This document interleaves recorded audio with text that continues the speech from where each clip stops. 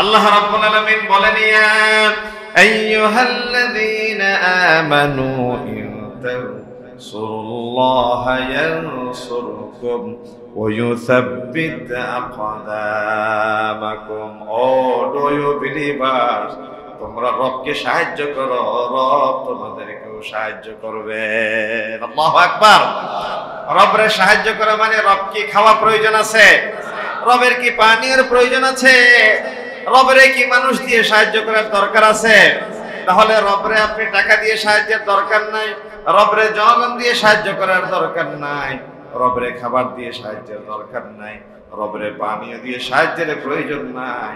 আপনার প্রতিবেশী একজন বাইরে বুভুক্ষ অবস্থায় খাওয়ালেন, রব বলে আমার অভুক্ত বান্দারে খাওয়ালে আমি আল্লাহর খাওয়া হয়ে যায়।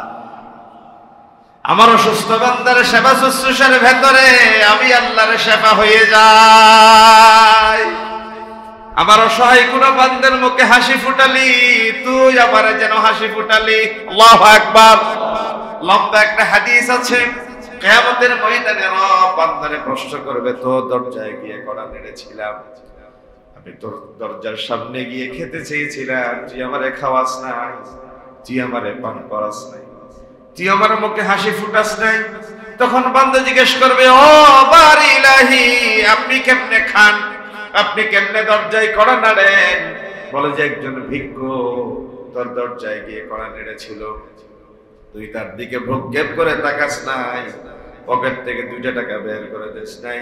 শুধু তাই নয়, আমাদের বর্তমান প্রেক্ষাপটটা এমন হয়ে গিয়েছে, দরজা তো বহুত ভেতরে, সামনের গেটটাও তালা লাগিয়ে রাখা হয়, হয় কিনা? কোন ভিক্ষুক যেন ভেতরে প্রবেশ করতে না পারে, সিকিউরিটিকে শক্তভাবে বলে দেয়া হয়, অপরিচিত কোন মানুষ যেন গেটের সামনে এসে দাঁড়াতে না পারে। কত আপনজন, কত প্রিয়জন সাহেবের সাথে দেখা করতে এসেছে, কিন্তু সাহেব নাম্বার দেয় না, আর যে নাম্বার দিয়ে আছে সেই নাম্বারে রিসিভ করে। আপনজনেরা বিপদে পড়ে রাত 12টায় ফোন দিবে, বলে যে এত রাতে পেলে তুই আমারে ফোন দিতে, তোর মেয়ের বিয়েতে একটা সাহায্যের জন্য ফোন দিতে পারলি? আপনি সাহেব মানুষ, আপনি এমনিতে ফোন করলে বলে তোদের সাথে সময় দিয়ে আমার সুযোগ আছে, আর আমার মেয়ের বিয়েতে সাহায্যের জন্য আসলাম, সাহায্যের জন্য আসলি বছরের জন্মে একবার। আমার তো ভাই আপনার দরকার হয় সাহায্যের জন্য, আপনি তো পয়সাওয়ালা মানুষ, আপনি টাকাওয়ালা মানুষ, আপনি তো ব্যস্ত মানুষ, আপনার সময় নাই, আপনারা কোন সময় ফোন দিলে, কি কাজে ফোন দিলে আপনি খুশি হবেন? আপনারা হাই হ্যালো করার জন্য ফোন দিলে তো আপনি বিরক্ত হন। এরকম মানুষ আছে না নাই? রেহেম, রেহেম আত্মীয়তার বন্ধন শক্ত করবে। লা ইয়াদখুলুল জান্নাতা কাতিউ রাহমিন, রেহেমরা যে কেটে দেয়, আত্মীয়তার বন্ধন যে ছিন্ন করে, তার জন্য আল্লাহর জান্নাত হারাম। ভাইরে কোছা দিয়ে কথা বলে, ভাইয়ের সাথে সম্পর্ক রাখে না, বোনরে পরিচয় দেয় না, বাগিনা বাগনিরা করে আসতে সাহস করে না। এই বন্দরনগরী চট্টগ্রামের ঐতিহ্যবাহী হযরত আলী শাহ রাহমাতুল্লাহি আলাইহি জামি মসজিদে আজকে জুমার দিন সমবেত সম্মানিত মুসল্লিয়ানে কেরাম, আগত মেহমান বৃন্দ, নওজোয়ান কিশোর ভাইয়েরা, আসসালামু আলাইকুম ওয়া রাহমাতুল্লাহি ওয়া বারাকাতুহু। মহামহিম রব আল্লাহ সুবহানাহু ওয়া তাআলার কৃতজ্ঞতা প্রকাশ করছি, শুকর আদায় করছি, যিনি নিয়ামতের ভেতরে কৃতজ্ঞতা প্রকাশ করলে বর্ধিত করার ঘোষণা দিয়েছেন, আর অকৃতজ্ঞতা যারা প্রকাশ করে তাদের জন্য চরম শাস্তির কথা বলেছে। আমরা রবের শেখানো ভাষায় রব যেন খুশি হয়ে যাই সকলেই পড়ি আলহামদুলিল্লাহ। আলোচনার ধারাবাহিকতায় নবী করিম সাল্লাল্লাহু আলাইহি ওয়াসাল্লামের সংস্কার পরিকল্পনার প্রথম পয়েন্ট নিয়ে আমরা গত জুমায় বিস্তারিত কথা বলেছি। তাওহীদের ভিত্তিতে ধর্মীয় সংস্কার, তাওহীদের ভিত্তিতে যে ধর্মীয় সংস্কার, এই ব্যাপারে কথা বলতে গিয়ে আমরা তাওহীদ কি, মুসলিম উম্মার ভেতরে ঐক্যবদ্ধতার অন্যতম গুরুত্বপূর্ণ ব্যাপার, যুগসূত্র হিসেবে কাজ করবে ওয়াহদানিয়ত। পৃথিবীর যে কোনো প্রান্তে যিনি যেই জায়গায় যেই জমিনে জন্মগ্রহণ করুক, যেখানেই বসবাস করুক, সেখানেই যদি তিনি ঘোষণা দেন লা ইলাহা ইল্লাল্লাহ মুহাম্মাদুর রাসূলুল্লাহ, তাহলে ওই ভাই এবং বোনের সাথে পৃথিবীর অপর প্রান্তের ভাই এবং বোনের সাথে সম্পর্ক হবে এক মায়ের পেট থেকে জন্মগ্রহণ করা ভাই এবং বোনের মতো। সুবহানাল্লাহ বলেন। যেমনি করে বিশ্বনবী বললেন, আল মুমিনুনা কাজাসাদিন ওয়াহিদিন, প্রত্যেক মুমিন একটা দেহের নিয়া, আইন ইস্তাকা আইনুহু ইস্তাকা কুল্লুহু। কোন মানুষের চোখে যদি ব্যথা হয়, পুরো শরীর যেমনি ব্যথায় ব্যথিত হয়, পৃথিবীর যে কোনো প্রান্তে আমার কালিমার একজন ভাই বোন যদি আক্রান্ত হয়, অপর প্রান্তের একজন ভাই কোনদিন নিরাপদে আরামে থাকতে পারে না। ঐক্যবদ্ধতার বড় মাধ্যম হবে কালিমা। নূহ আলাইহিস সালামের সন্তান কেনান কালিমার দাবির বাইরে ছিল বলে আল্লাহ তাআলা তুফান প্লাবন শুরু হয়ে গেলে তারা ডাক দিয়া নিষেধ করে দিয়েছে, ইয়া নূহ লাইসা লাকা মিন আহলিক। নূহ আলাইহিস সালাম বলেছেন, ইন্না বিনি মিন আহলি, আল্লাহ আমার সন্তান ভেসে যাচ্ছে একটু পরে। আল্লাহ তাআলা বলেন, লাইসা লাকা মিন আহলিক, সে তোমার সন্তান হতে পারে না। কারণ কালিমার দাবিতে যে ব্যক্তি বিরুদ্ধাচরণ করবে, সে রক্তের বন্ধনে আবদ্ধ হলো, সে তোমার সন্তান, তোমার ভাইয়ের মর্যাদা পেতে পারে না।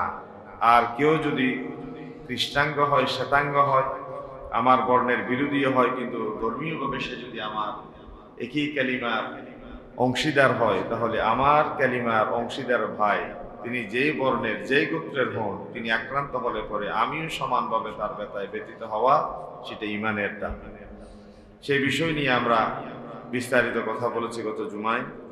তবে এই কথাও বলেছি, কালিমার দাবিতে আমরা সকলে যদি ঐক্যবদ্ধ, তবে কোনোভাবেই যেন ভিন্ন ধর্মাবলম্বী যারা তাদের ধর্ম প্রচারে, ধর্ম পালনের জন্য আমরা বাধা দিয়ে না দাঁড়াই।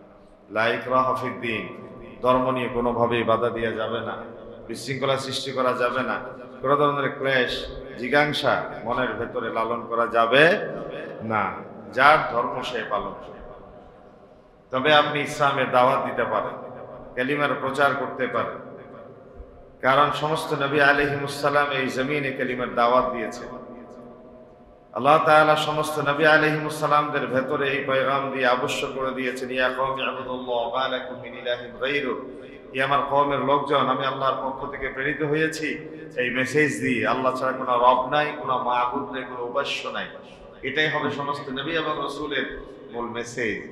আর আমরা যারা নবী করিম সাল্লাল্লাহু আলাইহি ওয়াসাল্লামের পরবর্তী আর কোনো নবী এবং রাসূল আমাদের ভেতরে আসবে না, আসার সম্ভাবনা নেই, সেই নবী এবং রাসূলদের প্রচারিত দায়িত্বের অন্যতম গুরুত্বপূর্ণ একটি অংশ আমাদের কাঁধের উপর ছেড়ে দেওয়া হয়েছে। ইন্নাল উলামা ওয়ারাসাতুল আম্বিয়া, সমস্ত উলামায়ে কেরাম নবীর ওয়ারিস। ওয়া ইন্নাল আম্বিয়া লাম ইউওয়ারিসু দিনারান ওয়ালা দিরহামান, কোন নবী এবং রাসূল পৃথিবীতে ওয়ারিসদের জন্য মিরাস হিসেবে সম্পদ রেখে যায় নাই, রেখে গিয়েছেন কোরআন এবং সুন্নাহ। নবী করিম সাল্লাল্লাহু আলাইহি ওয়াসাল্লাম বলেছেন, তারাকতু ফীকুম আমরাইন, আমি তোমাদের কাছে দুটো গুরুত্বপূর্ণ জিনিস রেখে গেলাম। লান তাদিল্লু মা তামাসসাকতুম বিহিমা কিতাবাল্লাহি ওয়া সুন্নাতে নবী, কখনো তোমরা পথভ্রষ্ট হবে না। Never be led to an evil path if you follow these two things. First the Holy Quran, second the Sunnah. কোরআনুল কারীম যদি পূর্ণাঙ্গ মেনে নাও, নবী করিম সাল্লাল্লাহু আলাইহি ওয়াসাল্লামের হাদিসের অনুসরণ যদি তোমাদের জীবনে থাকে, তাহলে পৃথিবীতে এমন কোন শক্তি, মহাশক্তি, পরাশক্তি নেই তোমাদেরকে থামিয়ে দিতে পারে, তোমাদেরকে পরাভূত কিংবা পরাজিত করতে পারে। এমন কোন শক্তি পৃথিবীতে আছে? নাই, ছিল না, সেটা বোঝা গিয়েছে বদরে। তবে এখন কেন পারছে? মুসলমানদেরকে হাতে নিয়ে পুতুলের মতো নাচাচ্ছে, কারণ কোরআনুল কারীমের একটা কন্ডিশন ছিল, ইয়াকুম মিনকুম 20 সাবিরুনা ইয়াগলিবু মিয়াতাইন, তোমরা ধৈর্য ধারণকারী হবে 20 জন, আল্লাহ তাআলা তোমাদেরকে 200 জনের উপর বিজয় দিবে। সুবহানাল্লাহ বলেন। ওয়া ইয়াকুম মিনকুম মিআতুন, যদি তোমরা 100 জন ধৈর্য ধারণকারী হও, ইয়াগলিবু আলফা, 1000 জনের উপর বিজয় দিবেন কে? আল্লাহ রাব্বুল আলামিন বলেন, ইয়া আইয়ুহান নাবিয়্যু হাসবুকাল্লাহু ওয়া মান ইত্তাবা'আকা মিনাল মুমিনিন, ও নবী আমার, রব হিসেবে আমার আল্লাহই যথেষ্ট, আপনি নবীর জন্য এবং মুমিনদের জন্য। রব হিসেবে যথেষ্ট কে? কোরআনুল কারীমে তিনি আরো বলছেন, আল্লাহু ওয়ালিয়ুল্লাযীনা আমানু ইউখরিজুহুম মিনাজ যুলুমাতি ইলান নূর। আল্লাহ যার অভিভাবক হয়ে যায়, আল্লাহ যার ওলি হয়ে যায়, আল্লাহর দায়িত্ব এবং কর্তব্য হয়ে যায় ওই বান্দারে গোমরাহির পর্দা ছিঁড়ে নূর তথা আলোর দিকে নিয়ে আসা। আল্লাহু আকবার। নূরের দিকে, হেদায়েতের দিকে, আলোর দিকে বান্দাকে নিয়ে আসা তখন দায়িত্ব হয়ে যায় কার? আল্লাহর দায়িত্ব। আল্লাহু ওয়ালিয়ুল মুমিনিন, মুমিনদের ওলি হচ্ছেন কে? আল্লাহ। কোরআনুল কারীমের ভাষা। ওলি আমাদের রব। ওলি মানে অভিভাবক, ওলি মানে বন্ধু, ওলি মানে পরম আত্মীয়, ওলি মানে যিনি আমাদের রক্ষণাবেক্ষণ করেন, ওলি মানে যিনি আমাদের কেয়ারটেকার, ওলি মানে যিনি আমাদের দেখাশোনা করেন। তাহলে ওলি শব্দের বিভিন্ন জায়গায় বিভিন্ন অর্থ হতে পারে। আল্লাহ তাআলার এই জায়গায় ওলি আমাদের অভিভাবক তিনি। মুমিন হিসেবে যারা ঈমান গ্রহণ করেছে আল্লাহ তাআলা তাদেরকে কখনো কোনো সময় ছেড়ে দেয়নি। যেমনি করে কোরআনুল কারীম আল্লাহ তাআলা কি চমৎকার একটা কথা বলেছেন, যারা মুনাফিক তারা দুটো শ্রেণীকে ধোঁকা দিতে চায়। নাম্বার 1 আল্লাহ, নাম্বার 2 মুমিন। তাহলে মুমিন যে আল্লাহর বন্ধু সেই কথা এই আয়াতের মাধ্যমে বোঝা যায়। কোথায় আছে? কোরআনুল কারীম আল্লাহ রাব্বুল আলামিন বলেন, ওয়া মিনান নাসি মান ইয়াকুলু আমান্না বিল্লাহি ওয়া বিল ইয়াউমিল আখির ওয়া মা হুম বিমুমিনিন। যারা বলে আমরা রবের প্রতি ঈমান আনলাম, পরকালের প্রতি ঈমান আনলাম, আমার আল্লাহ বলেন ওয়া মা হুম বিমুমিনিন, আদৌ তাদের কলিজার গোড়া ঈমান ভাবে মজবুত হয়, ঈমান শক্তভাবে দৃঢ়ভাবে প্রতিস্থাপিত হয় নাই। আল্লাহ তাআলা পরের আয়াতে বলছেন, ইউখাদিউনাল্লাহা ওয়াল্লাযীনা আমানু, তারা আল্লাহকে ধোঁকা দিতে চায়, মুমিনদেরকে ধোঁকা দিতে চায়। কোরআনুল কারীমের সূরা বাকারার এই আয়াতের ভেতরে আল্লাহ রাব্বুল আলামিন আল্লাহকে ধোঁকা দেয়, মুমিনদেরকে ধোঁকা দেয় মুনাফিক। তাহলে আল্লাহকে ধোঁকা দিয়া, মুমিনদেরকে ধোঁকা দিয়া বলে আল্লাহর বন্ধু বলে মুমিনদের নাম তালিকায় যুক্ত করে দিয়েছেন। সুবহানাল্লাহ বলে। তাহলে আল্লাহকে ধোঁকা দেয়, মুমিনদেরকে ধোঁকা দেয়। এর মানে কি বুঝালেন? এর মানে বুঝালেন আল্লাহ মুমিনদের সাথে আছে, আছে না? আর যারা মুমিন তাদের কোনো ভয় নাই, তাদের কোনো চিন্তা নাই, তাদের কোনো পেরেশানির কারণ নাই। আমার আল্লাহ বলছেন, ওয়ালা তাহিনু ওয়ালা তাহজানু ওয়া আনতুমুল আ'লাউনা ইন কুনতুম মুমিনিন। তোমাদের কোনো ভয় নাই, তোমাদের কোনো চিন্তা নাই, পেরেশানির কোনো কারণ নাই যদি তোমরা ঈমানের দাবিতে বলিষ্ঠ হতে পারো। কথা কার?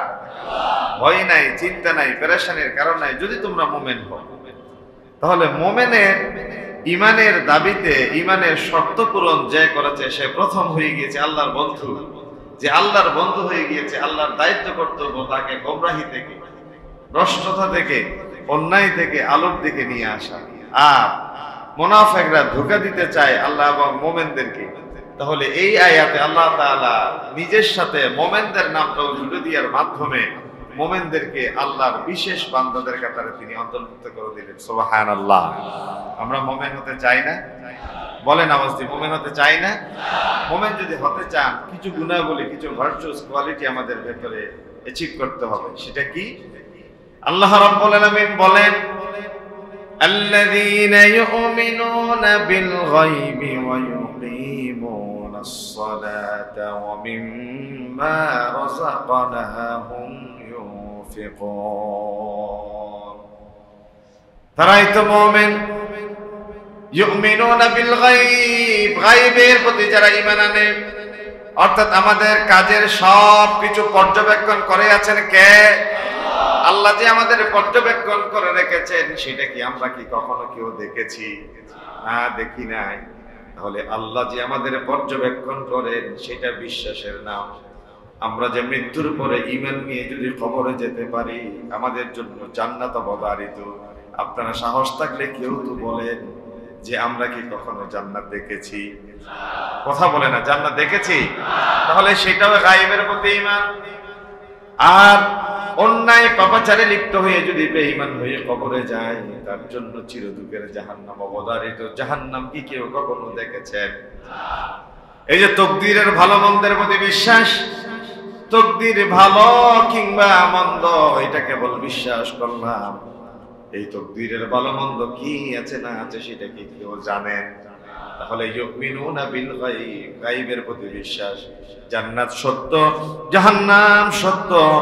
ঈসা আলাইহিস সালামকে আল্লাহ রাব্বুল আলামিন মায়ের পেটের ভিতরে ফুঁকে দিয়েছেন, আমরা কেউ দেখি নাই। কোরআনুল কারীমকে বিশ্বাস করে এইভাবেই বলি, ইন্নামা আমরুহু ইযা আরাদা শাইআন আন ইয়াকুলা লাহু কুন ফায়াকুন। ও বান্দা শুনো শুনো, আমার আল্লাহ যখন কোনো বিষয় করার জন্য সিদ্ধান্ত গ্রহণ করেন, তখন কেবলমাত্র তিনি বলেন খুন হয়ে যাও।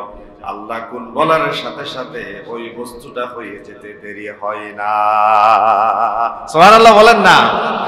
আল্লাহ বলেন শুধু কুন, কুন মানে হও, কুন মানে কি হও, ফায়াকুন সেটা হয়ে যায়। শুধু আল্লাহ নয়, ঈসা আলাইহিস সালামকে আল্লাহ কি কোয়ালিটি দিয়েছিলেন দেখেছিলেন। ورسولا إلى بني إسرائيل أني قد جئتكم بآية من ربكم أني أخلق لكم من الطين كهيئة الطير فأنفخ فيه فيكون طيرا بإذن الله। একটা পাখি বানাও, এক এক জায়গায় এক এক পাহাড়ে একটা পাখি জবাই করে গোশতগুলা খেয়ে তোমরা হাড়গুলা এক একটা পাহাড়ে রেখে আসো। ঈসা আলাইহিস সালাম বলার সাথে সাথে হাড়গুলো নিয়ে আসা হলো এক জায়গায়। তিনি শুধু বললেন আল্লাহর নির্দেশে পাখি হয়ে উড়ে যাও, ফায়াকুনু তায়রা। আল্লাহর নির্দেশে ঈসা আলাইহিস সালামের ফু দিয়ার সাথে সাথে সেটা পাখি হয়ে উড়ে যায়। ওয়া উবরিউল আকমাহা ওয়াল আবরাসা ওয়া উহয়িল মাউতা বিইذনিল্লাহ। জন্মান্ত কাউকে কেবলমাত্র তিনি হাতের স্পর্শ দিয়েছেন, যদি ফিরে পেয়েছেন। কুষ্ঠরোগ, ধবল রোগ যাদের শরীরে আছে, ঈসা আলাইহিস সালাম কেবল হাতটা মেসেজ করে দিয়েছেন, সাথে সাথে কুষ্ঠরোগ ভালো হয়ে গেল। শুধু তাই নয়, ওয়া উনাব্বিউকুম বিমা তাআকুলুনা ওয়া মা তাদাখিরুনা ফি বুয়ুতিকুম। ও গোলামেরা শোনো, তোমরা কি খেয়ে এসেছো, কি রেখে এসেছো, এখন যদি আমাকে বলতে বলো আমি অমরিলাই সব কিছু বলে দিতে পারি। আল্লাহু আকবার। এটা ঈসা আলাইহিস সালাম বলছেন, কোরআন কারীমের সূরা আলে ইমরানের আয়াত। তাহলে এই পাওয়ার কার? আল্লাহর। পাওয়ার কার? তিনি মুজিজা হিসেবে দিয়েছিলেন। মুসা আলাইহিস সালাম লাঠি ধরে ধরে হাঁটেন। ওমা তিলকা বিয়ামিনিকা ইয়া মুসা, ও মুসা তোমার ডান হাতে এটা কি? এটার উত্তর ছিল শুধু আসা, এটা একটা লাঠি। ওমা তিলকা বিয়ামিনিকা ইয়া মুসা, ও মুসা তোমার ডান হাতে এটি কি? ক্বালা হিয়া আসা, এটা একটা লাঠি। আতাওয়াক্কাউ আলাইহা ওয়া আহুশু বিহা আলা গনামি ওয়ালিয ফিহা মাআরিব উখরা।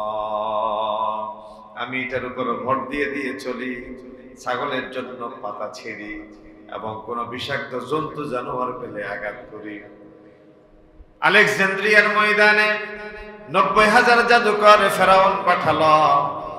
মুসা কালিমুল্লাহ 90,000 জাদুকরের সামনে দাঁড়ালেন বীর দর্পে। তারা বলে, ও মুসা তুমি নাকি বড় জাদুকর, তোমার জাদু আগে আমাদেরকে দেখাও। মুসা কালিমুল্লাহ বলে, আমি তো জাদুকর নই, পৃথিবীতে পাঠানো কোন নবী জাদুকর ছিল না। বলে যে আমরা শুনেছি তুমি বড় জাদুকর, তোমার জাদু ঠেকাবার জন্য ফেরাউন আমাদেরকে পাঠিয়েছে। একজন নয়, দুইজন নয়, 90,000। বলেন কয় হাজার? 90,000 জাদুকরে কি আমাদেরকে পাঠালো। মুসা কালিমুল্লাহ বলেন, নবীরা কোনো অন্যায় করে না, যেখানেই অন্যায় সেখানেই প্রতিরোধ করা নবীদের দায়িত্ব হয়ে যায়। আল্লাহু আকবার। বলে যে আমি জাদু দেখাবো না, যেহেতু আমি জাদুকর নয়, তোমরাই দেখাও। তারা জাদু শুরু করলো। প্রথম জাদু দেখালো, 90,000 জাদু করে কি সাথে সাপ ছেড়ে দিল। আমরা একটা সাপ দেখলে ভয়ে ত্রস্ত থাকি, পেছনে লাফ দিই। সাপ দেখলে ভয় আছে না নাই? সাপ দেখলে ভয় পেয়ে যায়। 90,000 জাদুকর যখন এট এ টাইম সাপ মাঠে ছেড়ে দিল, মুসা কালিমুল্লাহ ভয় পেয়ে গেলেন। আমার আল্লাহ বললেন, ও মুসা লা তাখাফ ওয়া লা তাহজান, ভয় নাই, চিন্তা নাই, পেরেশানির কোনো কারণ নাই। ও রব, কি করতে পারি? তোমার হাতে থাকা লাঠিটা জমিনে ছাড়ো। আল্লাহ লাঠি দিয়ে কি হবে? বলে যে তোমাকে বলি লাঠিটাকে জমিনে ছাড়ো। তিনি লাঠিটা জমিনে ছাড়লেন, এত বিশাল একটা সাপে পরিণত হয়ে গেল, যেই সাপের একটা চোয়াল জমিনে আর একটা চোয়াল আকাশে। আল্লাহু আকবার। একটা চোয়াল জমিনে আর একটা চোয়াল আকাশে। হিয়া হাইয়াতুন তাসআ, জীবন্ত সাপ। তিনি ভয় পেয়ে গেলেন, এত বড় সাপ। আল্লাহ তাআলা বললেন, ও মুসা ক্বালা খুযহা ওয়া লা তাখাফ, ধরো, ভয় পেও না। সানুঈদুহা সিরাতাহাল উলা, যখনই তুমি সাপের মাথায় হাত দিবা, সাথে সাথে আগের সেই চরিত্র তোমার লাঠিতে পরিণত হয়ে যাবে। সুবহানাল্লাহ বলেন। তাহলে লাঠিকে সাপ বানান, সাপরে লাঠি বানান। আসল কারিগর যিনি, তিনি কে? দাউদ আলাইহিস সালাম। কত বড় বড় লোহা, কেবল তো তিনি হাত দিয়ে লোহাটা ধরতেন, ধরে একটা চাপ দিতেন, সাথে সাথে লোহাকে মোমে পরিণত করে দিতেন কে? ওয়া আনজালনাল হাদিদা ফীহি বা'সুন শাদীদুন ওয়া মানাফি'ু লিন-নাস। আমার আল্লাহ বলছেন, লোহা হচ্ছে একটা শক্তি। লোহা কি? লোহা একটা শক্তি। লোহা ভূমিকম্প অনেক সময় টলাতে পারে না। মাটির ভেতরে ভালো করে পাইলিং করে যদি বিল্ডিং দাঁড়া করা, শতাব্দীর পর শতাব্দী এই বিল্ডিং দাঁড়িয়ে থাকে লোহার উপর ভর করে। ওয়া মানাফি'ু লিন-নাস, মানুষের উপকার্যে। আর মানুষের ভেতরে শক্তি সামর্থ্য হিসেবে আমি আল্লাহ লোহারে সৃষ্টি করলাম। এমন শক্তি সামর্থ্যবান লোহাকে দাউদ আলাইহিস সালাম কেবল হাত দিতেন, সাথে সাথে মোমে পরিণত হয়ে যেত। সুলাইমান আলাইহিস সালাম 1 মাসের দূরত্বে, বলি সুলাইমানার রিহা কুতুহা শাহরু ওয়া রাওয়াহুহা শাহর ওয়া আসালনা লাহু আইনাল কিত্র। কোন ধরনের জ্বালানি নাই, কোন ধরনের ফল নাই, কোন ধরনের তেল নাই, কিছুই নাই। 1 মাসের দূরত্বে সিংহাসন নিয়ে তিনি বের হয়ে পড়েছেন। একবার আকাশে যাই, জমিনে নামে, যেখানে ইচ্ছা তিনি সিংহাসন প্রতিস্থাপন করেন। এই সব কার্যের পিছনে মুখ্য ভূমিকা যিনি পালন করেন, আওয়াজ দিয়ে বলেন তিনি কে? সে আল্লাহ এখন আছে না নাই? আমার আল্লাহ বলছেন, ইয়া আইয়ুহান নাবিয়্যু হাসবুকাল্লাহু ওয়া মান ইত্তাবা'আকা মিনাল মুমিনিন। ও নবী আমার, ভয় নাই, চিন্তা নাই, পেরেশানির কোনো কারণ নাই, আমি আল্লাহ আপনার জন্য যথেষ্ট হয়ে গেলাম। আল্লাহ যার জন্য যথেষ্ট, তার কি কোনো ভয় আছে, শঙ্কা আছে, পেরেশানির কারণ আছে? নাই। তবে আল্লাহর জন্য আমরা যেন কোরবান হয়ে যাই। আল্লাহ কবুল করে বলি আমিন। আমাদের জান, আমাদের মা, আমাদের শয়ন, আমাদের স্বপন, আমাদের জাগরণ, আমাদের ছেলে, আমাদের মেয়ে, আমাদের পরিবার, সম্পদ, সব কিছু ডেডিকেশন কার জন্য? কেবল আল্লাহর জন্য। মাল্লাহুল মাওলা ফালাহুল। আপনি যদি রবের জন্য হয়ে যান, সারা সৃষ্টি আপনার গোলাম হয়ে যাবে। আপনি যদি সৃষ্টিকে ভয় করেন, সারা সৃষ্টি আপনার গোলাম বানিয়ে ছাড়বে। ঠিক না? এই জন্য আমরা ভয় করব কাকে? আল্লাহ। আল্লাহ রাব্বুল আলামিন বলেন, ইয়া আইয়ুহাল্লাযীনা আমানু ইন তানসুরুল্লাহা ইয়ানসুরকুম ওয়া ইউসাব্বিত আকদামাকুম। ও ডু ইউ বিলিভার্স, তোমরা রবকে সাহায্য করো, রব তোমাদেরকেও সাহায্য করবে। আল্লাহু আকবার। রবরে সাহায্য করা মানে রব কি খাওয়া প্রয়োজন আছে? রবের কি পানির প্রয়োজন আছে? রবরে কি মানুষ দিয়ে সাহায্য করার দরকার আছে? তাহলে রবরে আপনি টাকা দিয়ে সাহায্যের দরকার নাই, রবরে জনগণ দিয়ে সাহায্য করার দরকার নাই, রবরে খাবার দিয়ে সাহায্যের দরকার নাই, রবরে পানীয় দিয়ে সাহায্যের প্রয়োজন নাই। আপনার প্রতিবেশী একজন বাইরে বুভুক্ত অবস্থায় খাওয়ালেন, রব বলে আমার অভুক্ত বান্দারে খাওয়ালে আমি আল্লাহর খাওয়া হয়ে যায়। আমার অসুস্থ বান্দার সেবা শুশ্রূষার ভেতরে আমি আল্লাহর সেবা হয়ে যাই। আমার অসহায় কোন বান্দার মুখে হাসি ফুটালি, তুই আমারে যেন হাসি ফুটালি। আল্লাহু আকবার। লম্বা একটা হাদিস আছে, কিয়ামতের ময়দানে রব বান্দারে প্রশ্ন করবে, তো দরজায় গিয়ে কড়া নেড়েছিলাম, আমি তোর দরজার সামনে গিয়ে খেতে চেয়েছিলাম, তুই আমারে খাওয়াস নাই, তুই আমারে পান করাস নাই, তুই আমার মুখে হাসি ফুটাস নাই।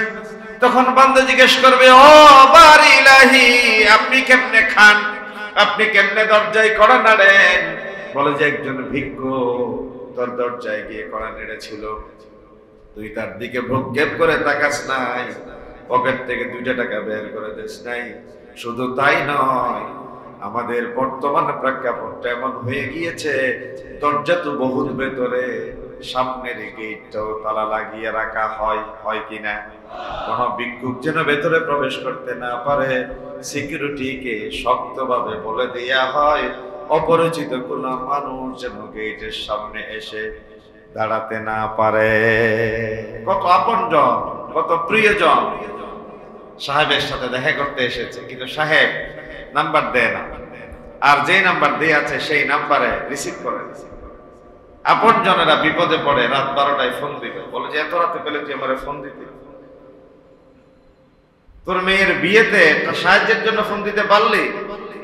আপনি সাহেব মানুষ, আপনি এমনিতে ফোন করলে বলে তোদের সাথে সময় দিয়ে আমার সুযোগ আছে, আর আমার মেয়ের বিয়েতে সাহায্যের জন্য আসলাম, সাহায্যের জন্য আসলি বছরে জন্মে একবার। আমার তো ভাই আপনার দরকার হয় সাহায্যের জন্য, আপনি তো পয়সাওয়ালা মানুষ, আপনি টাকাওয়ালা মানুষ, আপনি তো ব্যস্ত মানুষ, আপনার সময় নাই, আপনারা কোন সময় ফোন দিলে, কি কাজে ফোন দিলে আপনি খুশি হবেন? আপনারা হাই হেলো করার জন্য ফোন দিলে তো আপনি বিরক্ত হন। এরকম মানুষ আছে না নাই? রেহেম, রেহেম আত্মীয়তার বন্ধন শক্ত করবে। লা ইয়াদখুলুল জান্নাতা কাতিউ রাহমিন, রেহেমরা যে কেটে দেয়, আত্মীয়তার বন্ধন যে ছিন্ন করে, তার জন্য আল্লাহর জান্নাত হারাম। ভাইরে কোছা দিয়ে কথা বলে, ভাইয়ের সাথে সম্পর্ক রাখে না, বোনরে পরিচয় দেয় না, বাগিনা বাগনিরা করে আসতে সাহস করে না, কিন্তু বন্ধুর ছেলেরে বিদেশ পাঠায়, বন্ধুর ছেলেরে স্টাফ হিসেবে অফিসে কর্মচারী হিসেবে সুযোগ দেয়, বন্ধুর ছেলে মেয়েদেরকে সে সেটেল করে দেয়, আপনজনদের খবর নেয় না। বন্ধু বান্ধব মানুষের কাছে স্যার ডাক শোনার জন্য, বাহবা পাওয়ার জন্য, মানুষের কাছে সমাদৃত হওয়ার জন্য 2 হাতে টাকা বিলায়, এমন বহু সাহেব আমাদের সমাজে আছে। যাকাত ফরজ হয়েছে তার, কিন্তু এই টাকা সে দেয় শহরে, গ্রামে দেয় যায় না। শাড়ি, লুঙ্গি, ছোলা, ডাল, তেল, পেঁয়াজ, রসুন যদি 1000 টাকা করে একটা বান্ডিল করে 100 জন মানুষকে দেয়, তার পুরো গ্রামবাসী খুশি হয়ে যায়, কিন্তু ওই জায়গায় দিবে না, কারণ ওই জায়গায় সে বছরে জন্মে যায় না, আত্মীয় স্বজনের খোঁজ খবর রাখে না। আমার রব সেই কোথায় জিজ্ঞাসা করবে, তোর দরজায় গিয়েছিলাম, গেট লক ছিল, তৃষ্ণার্ত অবস্থায় গিয়েছিলাম, তুই আমার দিকে প্রক্ষেপ করে তাকাস নাই। নবী করিম সাল্লাল্লাহু আলাইহি ওয়াসাল্লাম আরবের কিছু সিভিল সোসাইটির সাথে কথা বলছিলেন। রাসূলুল্লাহর একজন অন্ধ সাহাবী ছিলেন, তার নাম ছিল, একটু নামটা বলেন তো দেখি কেউ পারেন কিনা। রাসূলুল্লাহর একজন অন্ধ সাহাবী বদরে যাওয়ার সময় যারা মদিনার দায়িত্ব দিয়ে গিয়েছিলেন, কেউ পারেন? হাই হাই, আব্দুল্লাহ ইবনে উম্মে মাকতুম রাদিয়াল্লাহু তাআলা। আব্দুল্লাহ ইবনে, এই নামগুলো মনে রাখবেন, বরকতময় নাম। আব্দুল্লাহ ইবনে উম্মে মাকতুম রাদিয়াল্লাহু তাআলা, অন্ধ সাহাবী ছিলেন, গরিব মানুষ ছিলেন। নবী করিম সাল্লাল্লাহু আলাইহি ওয়াসাল্লাম কথা বলছেন, আরবের কিছু এলিট মানুষের সাথে আব্দুল্লাহ ইবনে মাকতুম পাশে এসে জিজ্ঞাসা করছেন, বারে খোঁচায়, চোখে দেখে না, ডানে একবার ধরে বামে একবার ধরে খোঁচায়। রাসূল একটু বিরক্ত হলেন, একটু ভ্রু কুঞ্চিত করলেন। এটুকুন পর্যন্ত আমার আল্লাহ বরদাস্ত করে নাই। কোরআনুল কারীম দিয়ে জিবরিলকে পাঠিয়ে দিয়ে বলেন, আবাসা ওয়া তাওয়াল্লা আও জাআহুল আ'মা। ও নবী আমার, আপনি যখন দুর্বল ছিলেন, এই সমস্ত গরীব গুরবা মানুষ আপনার পাশে এসে কালিমা পড়ে হাতকে শক্তিশালী করেছিল। মুফাসসিরিন একরামরা বলেছেন, নবীজি বিরক্ত হয়েছেন বলে যে এমনটা নয়। তিনি চেয়েছিলেন আরবের বড় বড় গোত্র প্রধানরা যদি কালিমা পড়ে ইসলাম গ্রহণ করে তাহলে ইসলামের প্রভাবটা একটু বেশি পড়বে। এই জন্যই তিনি আব্দুল্লাহ ইবনে মাকতুমকে সব সময় কথা বলতে পারবেন, জবাব দিতে পারবেন, তাদের সাথে কথা বলার সময় কেন তিনি ডিস্টার্ব করলেন, এই জন্যই তিনি বিরক্ত হয়েছিলেন। কিন্তু আমার আল্লাহ বলেন, না না না, সেই তো আপনার দুঃসময়ে আপনার পাশে এসে কালিমা পড়ে ইসলাম গ্রহণ করেছে। এই জন্য আপনি কত বড় শিল্পপতি, কত বড় কোটিপতি, কত বড় প্রভাবশালী, ইসলাম গ্রহণ করলে আপনার দাম আছে। ইসলাম গ্রহণ না করলে রাস্তার রিক্সাওয়ালা ঠেলাওয়ালা যিনি কালিমা পড়ে নামাজের কাতারে দাঁড়ায়, তার জোতারে ফিতারে সমানও আপনার দাম আল্লাহর কাছে না। আব্দুল্লাহ ইবনে মাকতুমের ব্যাপারে আয়াত নাযিল করে দিয়েছেন, আমজাহুল আমা, অন্ধ বলে আপনি তারে গুরুত্ব দিলেন না। আপনারা কথা বলছে ভ্রুকুঞ্চিত করলেন আপনি। যাক তারা আবু জেহেল আবুল হাবত বাসায়, কি স্বার্থ আছে তাদের এত গুরুত্ব দিয়ে কথা বলা তাদের সাথে? একবার তারা প্রস্তাব দিল, ও মুহাম্মদ সাল্লাল্লাহু আলাইহি ওয়াসাল্লাম, তোমার আশেপাশে কিছু গরীব গুরবা মানুষ আছে, তাদেরকে আলাদা আলাদা সময় দিবা, আর আমরা যখন তোমার দরবারে যাব তুমি আলাদা আলাদা সময় দিবা। আমার নবীর কাছে প্রস্তাব পেশ করার পরে আমার আল্লাহ সরাসরি সেই আবেদন তিনি খারেজ করে দিয়েছে। কেউ কাবে না, তা হবে না, তা হবে না। এটা হচ্ছে যাকাতের স্লোগান। আর দরিদ্রের বৈষম্যের মূলে কুঠারাঘাত করাই হচ্ছে ইসলামের মূল মেসেজ। এই কাতারে দাঁড়ালেন একজন শিল্পপতি, পাশে দাঁড়ালেন তার গাড়ির ড্রাইভার। শিল্পপতিকে এই কথা বলার সুযোগ আছে যে তুমি ড্রাইভার আমার পেছনের কাতারে গিয়ে দাঁড়াও? এই কথা বলার সুযোগ আছে? এক হি সফ মে খড়ে হো গই মাহমুদ ও আয়াজ, না কোই বন্দ রহা না কোই বন্দ নওয়াজ। ভারতবর্ষের বাদশাহ সুলতান মাহমুদ গজনবী নামাজের কাতারে এসে দাঁড়িয়ে গেল। তার আদানা দরজার গোলাম আয়াজ তার পাশে এসে দাঁড়ালো। এই কথা বলার কোনো সুযোগ নাই। আয়াজ তুমি পেছনের কাতারে গিয়ে দাঁড়াও। পেছনের কাতারে যদি বড় শিল্পপতি দাঁড়িয়ে সেজদায় যান, সামনের কাতারে যদি তার বিল্ডিং এর সিকিউরিটি দাঁড়িয়ে নামাজ আদায় করেন, মালিক যখন সিজদায় গেল দূর থেকে আপাত দৃষ্টিতে দেখেই যেন মনে হয় তার সিকিউরিটির পাইয়ে ফ্যাক্টরির মালিক সিজদায় মস্তক ঝুঁকিয়ে দিয়েছে। এই কথা মসজিদের ভেতরে মাথায় যেন না ধরে। ধনী দরিদ্রের বৈষম্যে আমি প্রথম কাতারে দাঁড়াবো, গরিবরা পেছনের কাতারে এসে দাঁড়াবে। এই জন্য নামাজ হচ্ছে ওয়াতুসাউইয়া বাইনাহুম আলা ইখতিলাফি তাবাকাতিহিম। এই যে বর্ণের, ধর্মের, এই যে বৈষম্যের মূলে কুঠারাঘাত করে দিয়ে মানুষের সাম্যের জয়গান গাওয়ার অন্যতম বিধান হচ্ছে সালাত। সাম্যের জয়গান গিয়ে যায় এই সালাতের দৃশ্য। তাহলে ইউমিনুনা বিল গায়ব, মুমিনরা না দেখে বিশ্বাস স্থাপন করে কার উপরে? ওয়া ইয়ুকিমুনাস সালাহ, তারা নামাজ কায়েম করে। ওয়া মিম্মা রাযাকনাহুম ইউনফিকুন, আমার দেয়া রিজিক থেকে তারা দান করে। ওয়াল্লাযীনা ইউমিনুনা বিমা উনজিলা ইলাইক, নবী হে আমার, আপনার প্রতি যেই কিতাব নাজিল হয়েছে সেই কিতাবকে তারা ঈমান এনে গ্রহণ করে।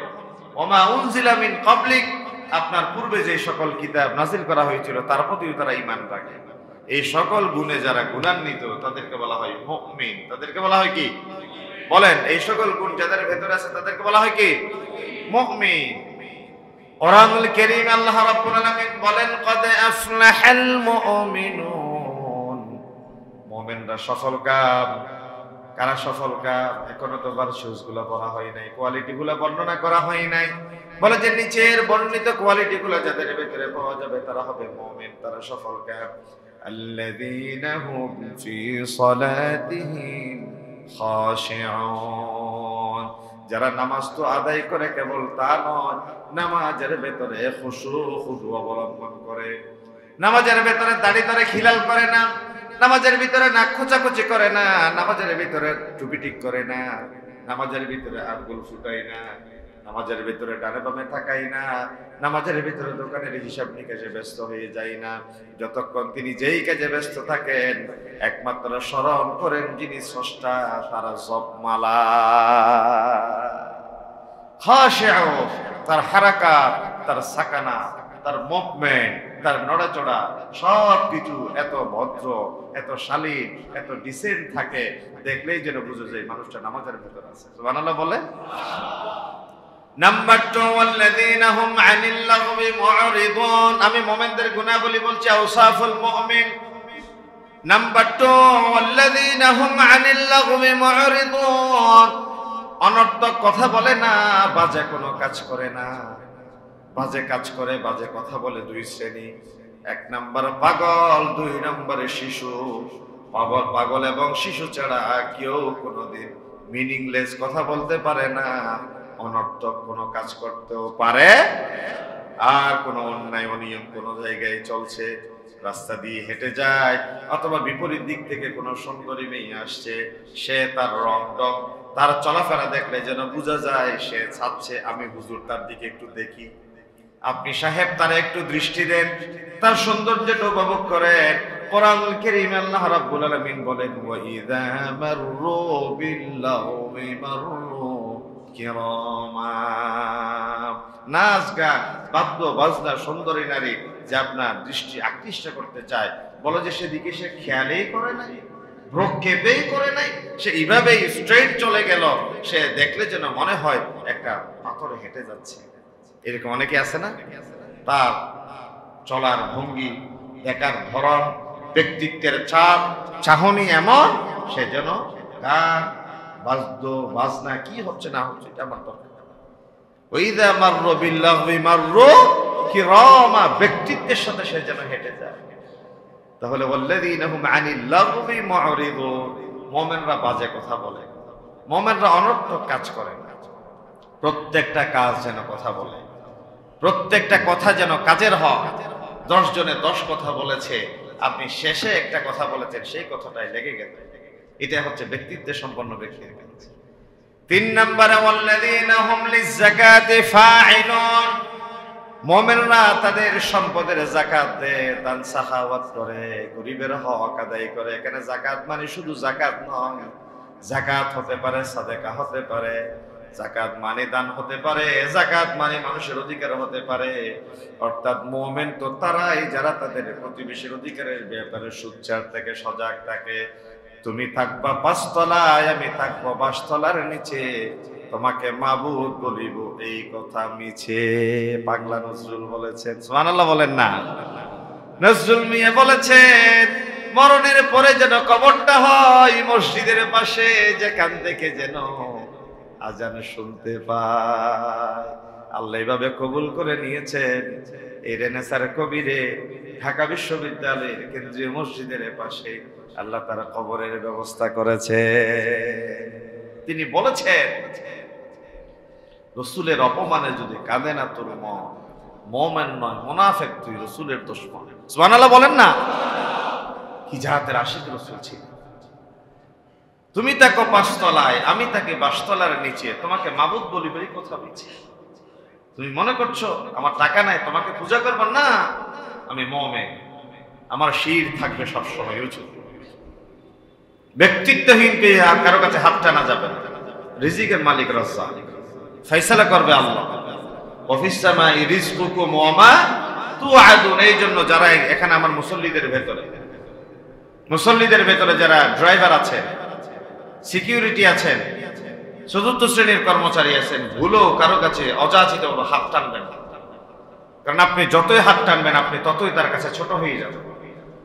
আর সে দিয়েছে তার মূল টাকা থেকে দেয় নাই, সে দিয়েছে তার যাকাত থেকে, তার সাদাকা থেকে, সে অতিরিক্ত অংশ থেকে সে দেয় যাকাত। আপনার হক আপনাকে দেয়, আবার সাহেবগিরিও ছাড়ে না।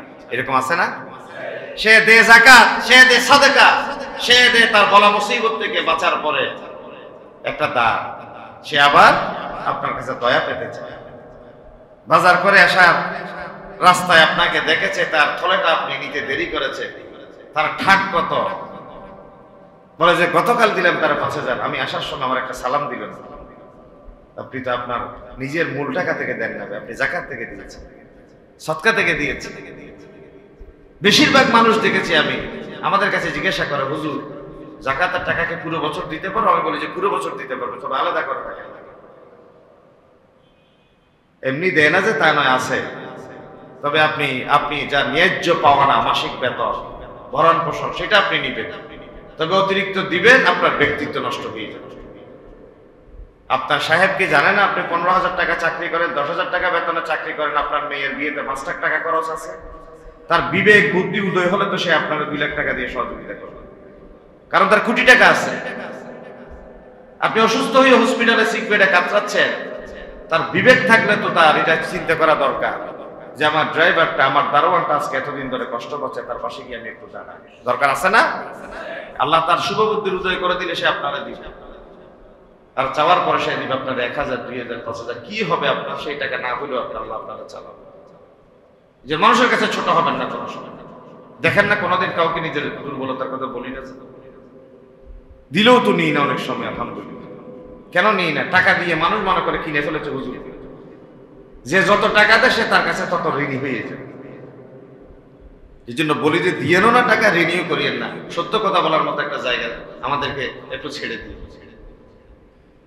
কেউ কারো কাছে ছোট হওয়ার দরকার না। ছোট হবো কার কাছে? আল্লাহর কাছে। আল্লাহ যা দিবে নিয়ে শেষ করতে পারবেন, তবে চাওয়ার মতো চাইতে হবে।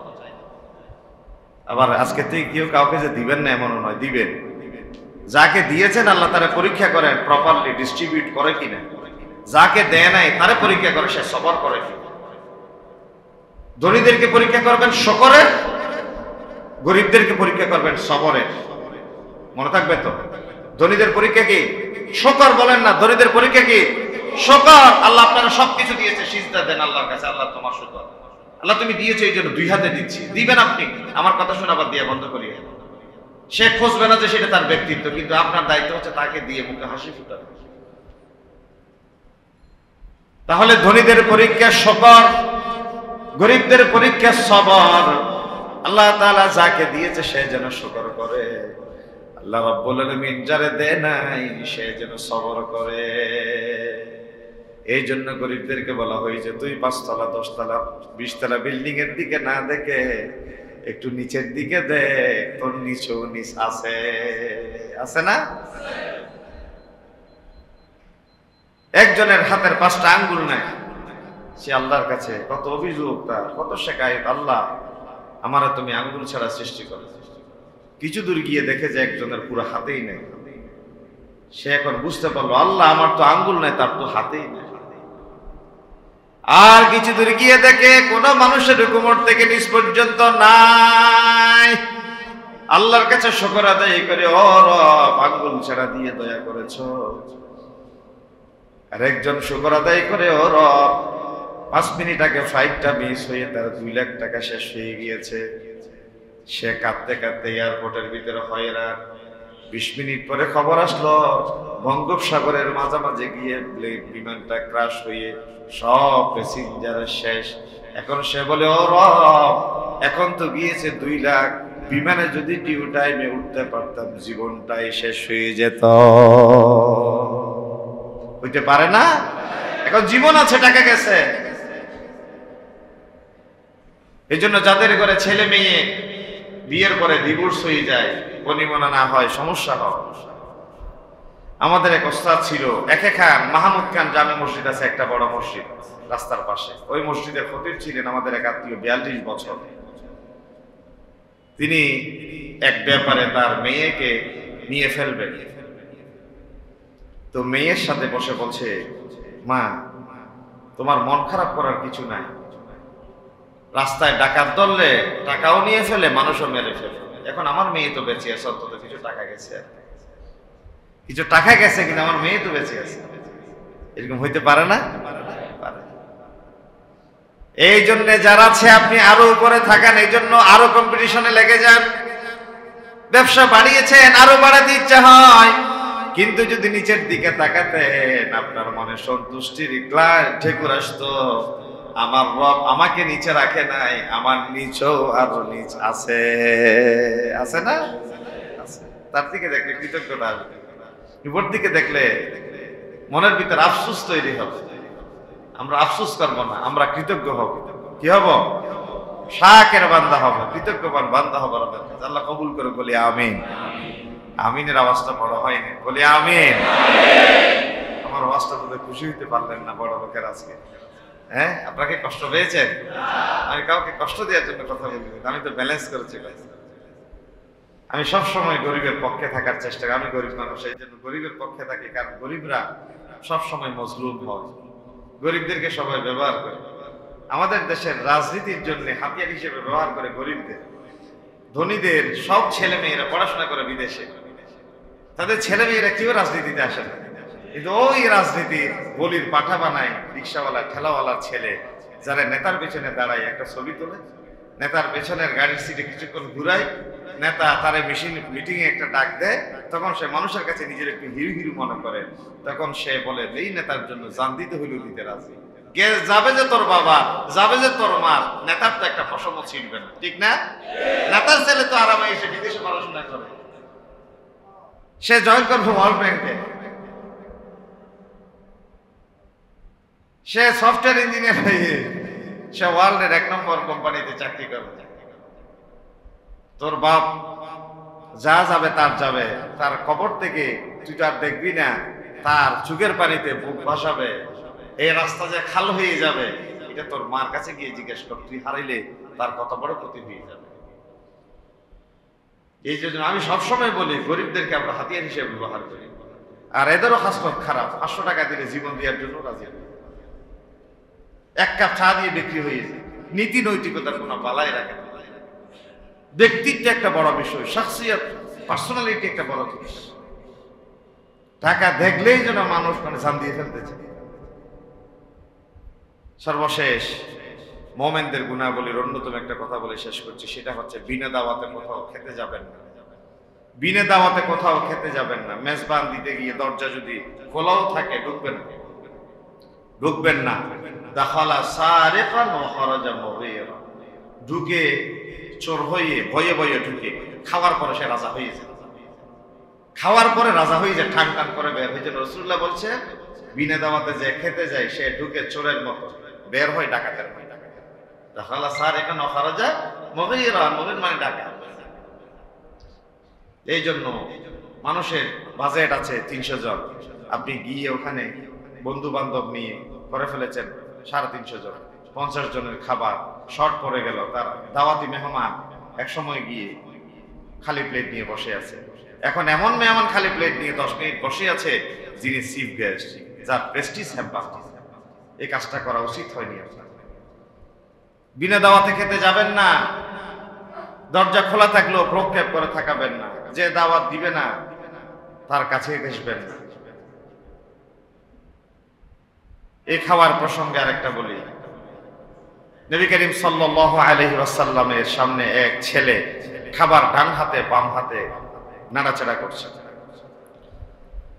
নবী করিম সাল্লাল্লাহু আলাইহি ওয়াসাল্লাম বললেন, ও গোলাম সাম্মিল্লাহ কুল বিয়ামিনিক ওয়া কুল মিম্মা ইয়ালিক। ভাত 2 হাতে সামনে পেছনে, পুরো থালা কেন নাড়াচাড়া করছো? সাম্মিল্লাহ, রবের নামে খাও। খাবো কার নামে? কুল বিয়ামিনিক, ডান দিক থেকে নাও। ওয়া কুল মিম্মা ইয়ালিক, তোমার পাশে যেই খাবার আছে সেই খাবার দিয়ে শুরু করো। গোশত দিয়েছে 6 টুকরো, আপনার বড় গোশতের টুকরোটু পেছনের দিকে, আপনি হাত ঘুরাই ওই পাশ থেকে চামচটা ঘুরালেন। ইসলাম বলে করা যাবে না। কত ছোট ছোট বিষয় রাসূলুল্লাহ বলেছেন, সুবহানাল্লাহ বলেন না? কত ছোট ছোট বিষয় রাসূলুল্লাহ খেয়াল করতেন। দেখেন আপনি হাত ঘুরাই বড় টুকরাটা নিতে পারবেন, আপনার পাশে কুল বিয়ামিনিক প্রথম ডান হাতে নেন, ওকুল মিম্মা ইয়ালিক আপনার পাশে যেটা আছে সেটা নেন।